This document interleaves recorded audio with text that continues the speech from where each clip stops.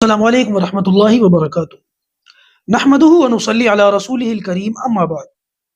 امید کرتا ہوں کہ آپ تمام ساتھی خیر و عافیت سے ہوں گے۔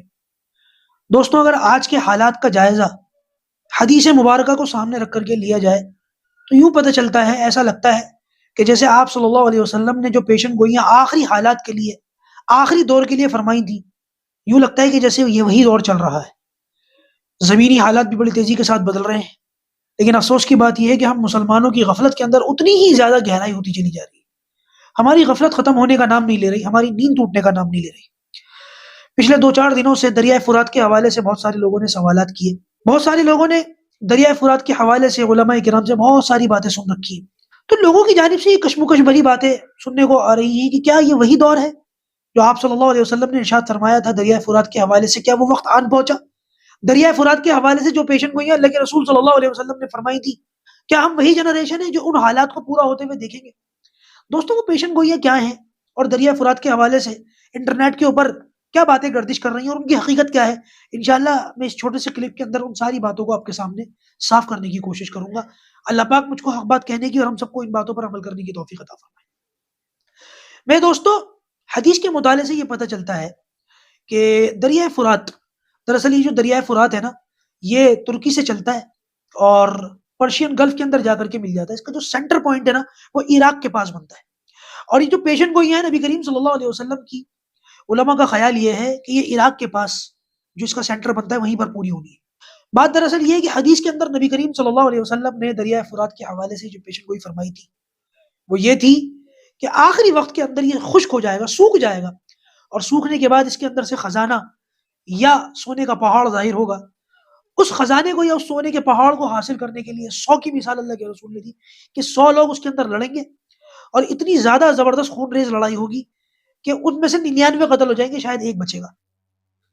دوستوں، اس زمانے میں آپ صلی اللہ علیہ وسلم نے بات کو سمجھانے کے لیے 100 کی مثال دی ہے۔ آج تو دنیا کی آبادی اچھی خاصی ہے، آپ اندازہ لگا سکتے ہیں کہ کتنے لاکھوں کروڑوں لوگ اس فتنے کے اندر پڑیں گے اور کتنے لوگ جو ہیں اس کے اندر اپنی جان گنوا دیں گے۔ دراصل یہ اللہ تبارک و تعالیٰ کی طرف سے لوگوں کے لیے آزمائش اور فتنہ ہوگا۔ آپ صلی اللہ علیہ وسلم نے ارشاد فرمایا اپنی امت کے لیے کہ جب یہ آزمائش ظاہر ہو تو میرا امتی جو جہاں پر ہو وہیں پر رہے، اس کو حاصل کرنے کی کوشش نہ کرے۔ تو لہٰذا ہمارے لیے تو مسئلہ یہی ہے کہ جب کبھی بھی اس طریقے کے حالات بنے، ہمیں یہ چاہیے اپنی جگہ پر بیٹھے رہے۔ غریب آدمی غریب ہے، خشک ٹکڑے کھا رہا ہے، ٹھنڈا پانی پی رہا ہے، اللہ کا شکر ہے، اسی میں خوش ہے، دوسری طرف جانے کی کوشش نہ کرے، ورنہ اس پیشن گوئی کا مصداق بن جائے گا۔ اب یہ تو تھی حدیث کے اندر اس کی تھوڑی سی وضاحت اور پیشن گوئی۔ موجودہ دور کے اندر انٹرنیٹ کے اوپر کس طریقے کی باتیں دریائے فرات کے حوالے سے گردش کر رہی ہیں، میں ان کو بھی صاف کر دوں۔ بات دراصل یہ ہے کہ دریائے فرات کا پچھلے 2-3 سال کی ویڈیو سے کمپیریزن کیا جا رہا ہے۔ سن 2019 اور 20 کے اندر، یہ تقریباً کورونا پھیلنا اور لاک ڈاؤن کا لگنا، اس وقت کے ویڈیوز جو نیٹ کے اوپر گردش کر رہے ہیں، اس کے اندر دریائے فرات کو بہت زبردست لبالب بھرا ہوا دکھایا جا رہا ہے۔ اور اب آہستہ آہستہ ہر 2-3 مہینے کے بعد اس کا ایک نیا ویڈیو جاری ہوتا ہے، اور پچھلے ویڈیوز کے ساتھ جب اس کو کمپیئر کیا جاتا ہے تو ہر مرتبہ دریائے فرات پہلے سے زیادہ خشک نظر آتا ہے۔ اور اب تو حالات ایسے ہیں کہ دریائے فرات دریا نہیں لگ رہا، بلکہ ایک چھوٹا سا تالاب لگ رہا ہے۔ پانی تقریباً سارے کا سارا خشک ہو گیا، اس کا 10-20% شاید اس کا پانی 30% بچا ہو۔ لیکن میرے دوستوں، پھر بھی میں یہی کہوں گا کہ ابھی بھی اس کا مکمل پانی خشک نہیں ہوا ہے۔ آپ صلی اللہ علیہ وسلم کی پیشن گوئی کے مطابق دریائے فرات کا مکمل پانی خشک ہونے کے بعد وہ پہاڑ ظاہر ہوگا، اور کتنے وقت کے بعد ظاہر ہوگا یہ بھی نہیں پتا۔ فوراً ظاہر ہو جائے گا، 1 سال لگے گا، 10 سال لگیں گے، کچھ نہیں کہا جا سکتا۔